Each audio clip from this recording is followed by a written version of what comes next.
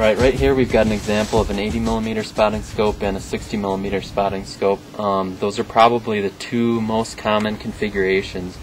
As you can see, there's a big difference in the size between the two.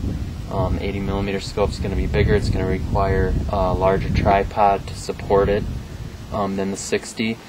And so let's talk about some advantages of the 80 over the 60. Well, an 80mm lens, as you can see, it's a larger diameter lens than the 60, and what that does is it's going to gather more light.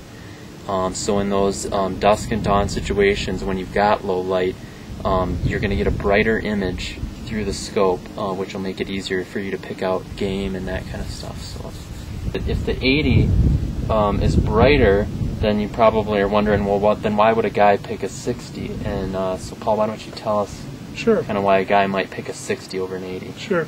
You've got two different instruments here, and they both have a time and a place. With the size and the weight of these 80s, the guy's always worried about carrying the thing around. You're worried about the weight of it, the bulk of it.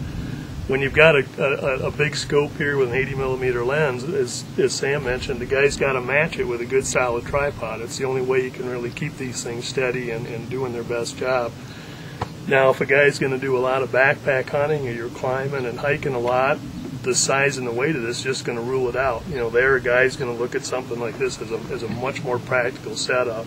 It's smaller, it's more compact, it fits down in your pack a lot easier.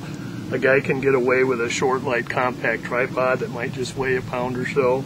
This whole thing will fold up real nice. A guy can stuff in a day pack and off you go, climbing and hiking all day long with it.